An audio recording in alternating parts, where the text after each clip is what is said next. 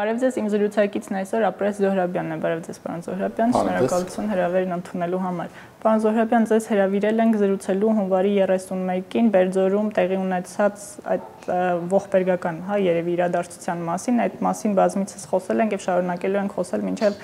իսկապես հասկանանք եւ հարթենք պատճառները, իսկ հունվարի 31-ին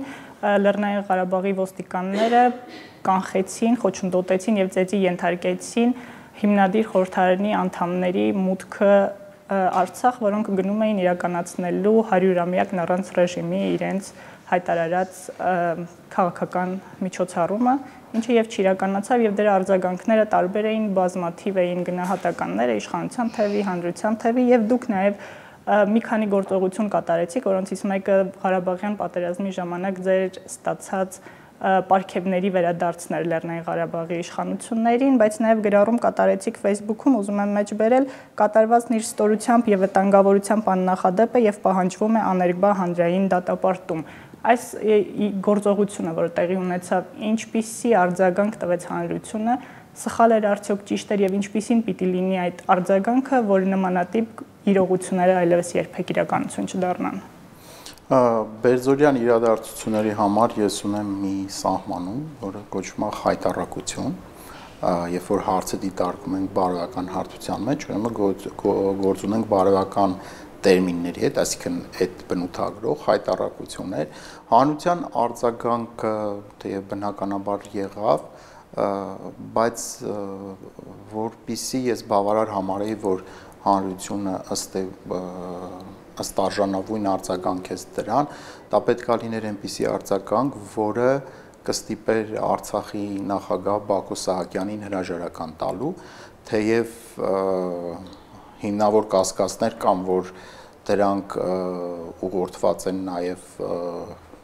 Հայաստանից, բայց ֆորմալ պատասխանատուն գործողությունները տեղի ունեցել Լեռնային Ղարաբաղի տարածքում Բակո Սահակյանն էր։ Եղան առանձին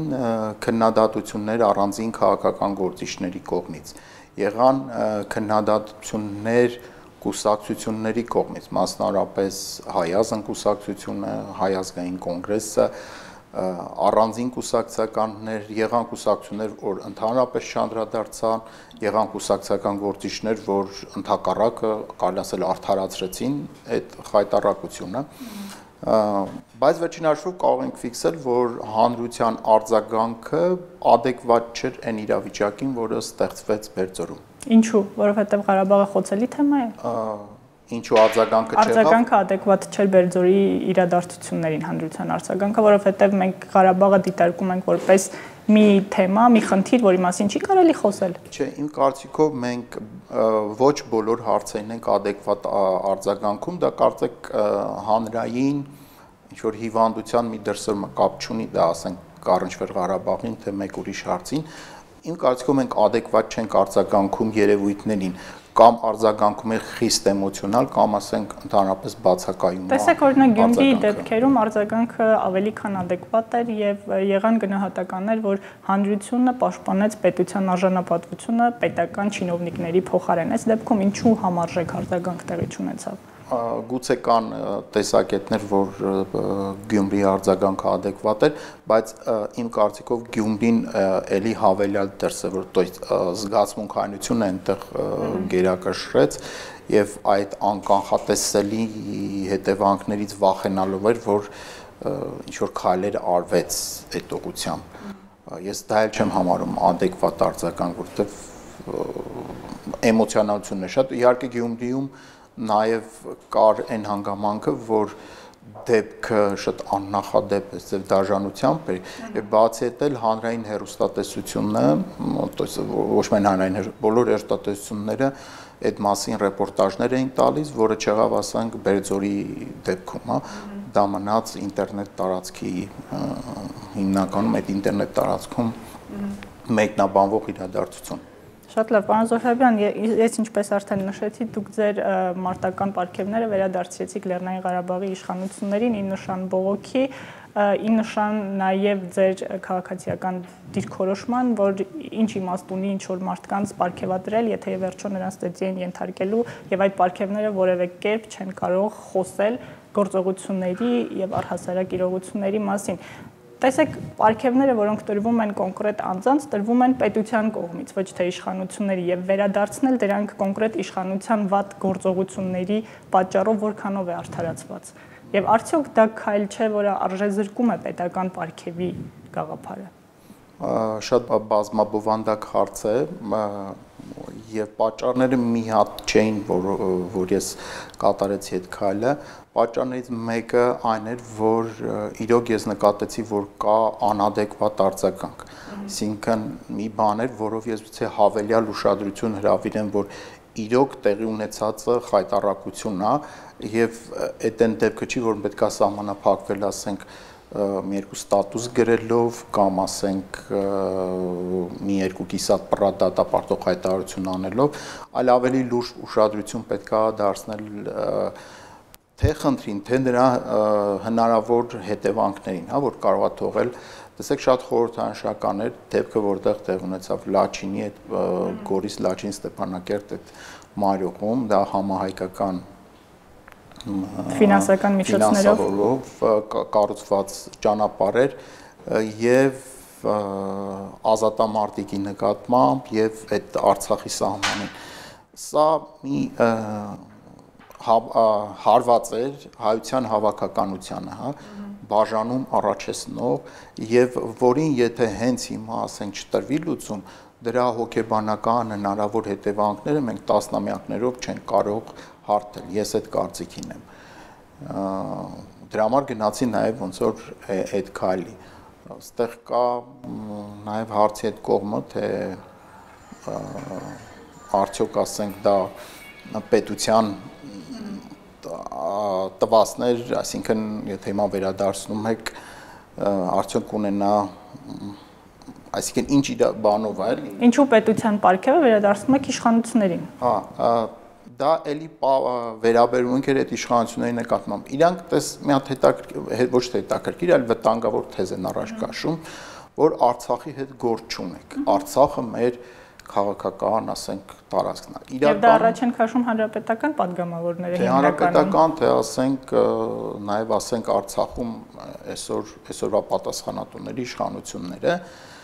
Արցախը թեև Հայաստանի ընտրական համակարգի մաս չի, բայց Արցախը Հայաստանի քաղաքական համակարգի մաս է։ Հիմա եթե ես ուզում եմ բողոքեմ, եթե ես հիմա նորից գնամ Ստեփանակերտ, ասենք, ցույց անեմ, ինձ կբռնենք, ասեն, դե դու իրավունք չունես։ Արցախը մեր քաղաքական տարածքն է։ Հայաստանի խնդիրները բերել Արցախ։ Հա, հետևաբար այդ իրանց ասած լոգիկայի մեջ ես որևէ շանս չունեմ արձագանքելու այդ երևույթին, ինչը որ տեղ ունեցավ։ Համար ինձ մնում էր քայլ անել այդ բարոյական հարթության վրա, որը անշուշտ կունենա կամ ունեցավ ինչ-որ քաղաքական արձագանքներ, բայց դա շատ բավական դրա արմատները շատ ավելի խորքային են, դրա պետք է տասնամյակներ հետ գնանք, որպեսզի հասկանանք։ Ի վերջո, ճիշտ են այդ մարդիկ, որ Արցախը ինքը մաս չի կազմել խորհրդային Հայաստանին, հետեւաբար ինքը եղել է Ադրբեջանի քաղաքական համակարգի մեջ։ Թե մենք ընդհանուր սովետական միությունում ենք ապրում, բայց քաղաքական համակարգերը կամ հանրային համակարգերը սխալ կլինի ասել, բայց հանրության ընկալումները ուրիշ էին։ Այսինքն Լիտվայում նույն կոմունիստական կուսակցությունը չէր, ինչ որ Ուզբեկիստանում։ Լրիվ ուրիշ կոմունիստական կուսակցություններ էին, ուրիշ հանրություններ էին, որովհետև Արցախը այս իմաստով բավական տուժված էր, որովհետև ինքը ադրբեջանական այդ ԿԿԲ-ի խիստ հսկողության տակ էր, նկատում եմ Արցախի ժողովուրդը։ Ու շատ բաներ, որ մենք Հայաստանում մեզ ազատորեն կարող ենք թույլ տալ, Արցախում դա հնարավոր չէր, որտեղ անմիջապես այդ կնիքը կդրվեր կամ կառնվեր դրա դեմ եւ խիստ միջոցներ կիրառվեին։ Երբ որ եկավ այն ժամանակաշրջանը, երբ որ եղավ խորհրդային միության տես դեմոկրատացման հետո անկախության ժամանակաշրջանը, Հայաստանը այդ իմաստով շատ ավելի բան դիրքում կհայտնվեց, բարենպաստ, որտեղ թեև Հայաստանը հայտնվեց պատերազմական իրավիճակում, բայց ի տարբերություն իսկ Ղարաբաղը արդեն պատերազմական վիճակում։ մենք ունեինք քաղաքական համակարգ, այն իմաստով որ կային կուսակցություններ, թե սահմաններում կռիվ էր, բայց այստեղ տեղի ունեն ընտրություններ, կուսակցություններ, միտինգներ եւ այլն։ Իսկ Արցախում համատարած զորակոչ էր 18-ից 45 տարեկան, հետեւաբար այնտեղ քաղաքական կուսակցությունների գործունեություն չկար, քաղաքական կյանք որպես այդպեսին չկար։ Կար պաշտպանության պետական կոմիտե։ Դրանից հետո արդեն, երբ որ զինադադար հաստատվեց, փորձ արվեց քաղաքական կյանք սկսել եւ առաջացան, ոչ թե առաջացան, ստեղծվեցին քաղաքական կուսակցություններ, բայց դրանք ինչ որ իմաստով արհեստական էին, որտեղ իրանք իրանց հետևը չունեին այն ժողովուրդը, որը անցել էր այն process-ների միջով, ինչով որ Հայաստան անցավ։ Պատճառներից մեկն էլ էր, որ իրանք շատ մի նկատի ունեմ Վագո Սահակյան եւ այլն, իրանք շատ ցավագին են տանում ցանկացած մի քաղաքական դրսևորում, որը իրանց վերահսկողության տակ չի, իրանց ասենք պատվերով չի, որը իրականում վտանգ չի պարունակում։ Բայց դուրս է իրենց վերահսկողությունը։ Հա, այսինքն դա որևէ ձև չէր կարող վտանգեր Արցախի այսօրվա, չգիտեմ, ճակատագիրը, գոյությունը եւ այլն։ Ավելին կարող էր ընդհանրապես այդ մասին չխոսվել, եթե չխոչընդոտվեր նրանց մուտքը, նրանց դաժան ծեծի չենթարկեին եւ ի վերջո կգնային, հետ կգային, ամեն ինչ կավարտվեր։ Այդ չարթարացված վախերը, որտեղ շատ հաճախ մարդ սխալանում վախից ելնելով, չէ, այդ չարթարացված վախերը, որ հիմա Արցախում ես իմ ինչ կլինի եւ այլն, մյուս կողմից որևէ բան չկա, այսպես սարսափելի բան չկա, որ Արցախում լինեն քաղաքական process-ներ։ Ի վերջո ինքը հիմա պատերազմական վիճակի մեջ չի, то есть պատերազմական վիճակի մեջ չի, ինչպես եւ Հայաստանը, բայց պատերազմի մեջ չի։ Այդ իմաստով վտանգ չկա, դե քաղաքական process-ներն էլ ինչի համար են, որպես կառավարման ավելի արդյունավետ համակարգ։ Իմանաք պատկերացնենք Բակո Սահակյանը, ասենք, հիմա սուրբ մարդ չկա, պատկերացնենք, ենթադրաբար ինքը կոռուպցիոներ է։ Հիմա ես ինչ միջոցներով դա պետքա բացահայտեմ, որ ինքը դրանով է զբաղված, եւ հեռացնեմ իրեն իշխանությունից, չէ՞։ Քաղաքական process-ների, գործընթացների միջոցով դա պետքա արվի կամ ընտրության միջոցով ինքը պետքա հեռացվի։ Եթե հիմա ես այդ ազատությունից զրկված եմ կամ Արցախի ժողովուրդը զրկված է, բնականաբար կլինի անարդյունավետ կառավարում, որն էլ կհանգեցնի Արցախի համար ոչ ցանկալի հետևանքներ։ Շատ լավ, պարոն Զոհրաբյան, ուզում եմ նաև խոսենք իրողության արձագանքների ու դատապարտումների մասին։ Հիմնականում դուք նաև ձեր գրառումներում անդրադարձել եք եւ նաև ձեր խոսքում անդրադարձաք բարոյական կողմին, իրավական կողմը բացառությամբ մի քանի իրավաբանների ուշադրություն հրավիրելու փաստից որևէ արձագանք չստացավ, մինչդեռ այնինչ տեղի ունեցավ Բերձորին, դա սահմանադրությամբ խախտում էր, դա իր մեջ պարունակում էր նաև քրեական հանցակազմ, դա պետության կողմից ուժի կիրառում էր խաղաղ ցուցարարների դեմ եւ դա քրեորեն պատասխանատվության ենթարկելի արարք է։ Արդյոք հանրության արձագանքը, եթե վեր բարձրանար բարոյական կոնտեքստից ու խոսվեր իրավական կողմի մասին, խոսվեր իրավական նորմի խախտումների մասին ավելի արդյունավետ չէր լինի, քանի որ երբ խոսում ենք բարոյականության մասին, իսկ իշխանությունները ամենակիչն են, որ կարող են գաղափարված լինել բարոյականությամբ, նրանք որևէ կերպ չեն արձագանքելու։ Հա, դե ես այն կարծիքին եմ նախ, որ այդ իրավական կողմը այնպիսի մի բան չի, որ առանձին կողմա, բարոյական կողմը մի բան է, որ առանձին կողմա, ինձ թվում է ուղղակի իրավունքը բխում է որոշակի, ասենք, բարոյական ընկալումների համակարգից, չասեմ բարոյական, ինչ որ համակարգից բխում է նաև իրավական համակարգը։ Ես իրավական իմաստով չարձագանքեցի, որտեվ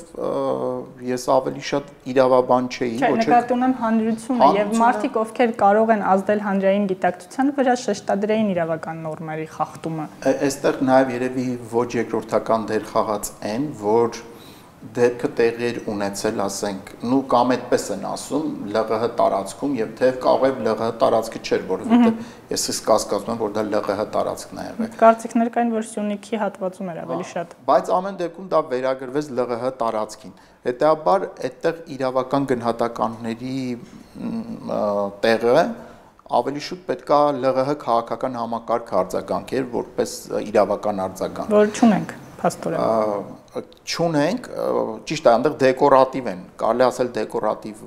կան այնտեղ կուսակցություններ եւ այլն, բայց հետաքրքիր է որ արձագանքը եղավ եւ երևի թե դա միակ ոչ դեկորատիվ կուսակցությունն է Արցախի տարածքում, այնտեղ ազգային վերածնունդ կուսակցություն եւ շարժում 88 կուսակցություն, որոնք թեև խորհրդանի մեջ չեն, բայց նրանք հստակ իրանց հայտարարությունները որ կարդացի քաղաքական գնահատականներ են։ Իրանք պահանջում էին Բակո Սահակյանի հրաժարականը եւ հետագայում քրեական պատասխանատվություն նախատեսում իրենց համար։ Այսինքն Արցախում եղավ այդ իրավական գնահատականը, ուղղակի երևի Հայաստանում մի քիչ կաշկանդվեցին այդ առումով։ Այսինքն զուտ իրավական եւ այլն պահանջելու իմաստով։ Այսինքն իշխանությունները կարողացան շատ ճկուն գտնվել եւ իրավական գործողություն իրականացնել այնպիսի մի տարածքում, որտեղ իրավական պատասխանատուն Հայաստանի իշխանությունը չի, հետեւաբար հանրությունը իրենից որևէ բան չի կարող պահանջել, իսկ բարոյական պահանջներն էլ իշխանության վրա ամենակիչ ազդող պահանջներից են։ Չեմ կարծում ճկուն գտնվեցին, իրանք շատ անհեռատես գտնվեցին, եթե կազմակերպված ճկուն նկատի ունեմ իրենց պաշտպանական վարքը դրսևորելիս։ Կարճ ընթացքի համար գուցե թե ինչ որ արդարացումներ կա, բայց երկար ընթացքի վրա դա ավելի իրենց դեմ է աշխատելու։ Ի վերջո տեսեք, կարևորը նաև թե այս ամեն ինչը հանրությունը բարոյական ինչ գնահատականա տալիս, չէ՞։ Դեպքեր կան, որ կարևորը ասենք հենց հանրության բարոյական գնահատականը, քան ասենք իրավական գնահատականը, իսկ բարոյական գնահատականը լայն զանգվածների մոտ եղավ, թե այս ինչ անբարոյական քայլ էր, ինչպես կարելի էր անել։ Դա ինձ թվում է շատ ավելի ազդու միջոց է, քան ասենք, եթե մեկը վերցներ անկիրք, անեմոցիա ասվեր, որ այ խախտվել է ՀՀ օրենսգրքի այս բանը, կետը եւ այլն կամ Արցախի, քան այդ թուքը, մուրը եւ այլն, որ ըստ էության արժանացան Արցախի իշխանությունները եւ Հայաստանի իշխանությունները նույնպես քաղաքական գործիչները նույնպես։ Շնորհակալություն ապրես, շնորհակալություն մեզ հյուր գալու, բացատրություններ տալու եւ նման քաղաքացիական կեցվածք դրսևորելու համար։ Շնորհակալություն հրավիրքի համար։ Շնորհակալություն նաեւ ձեզ, շարունակեք հետևել Civilnet-ին։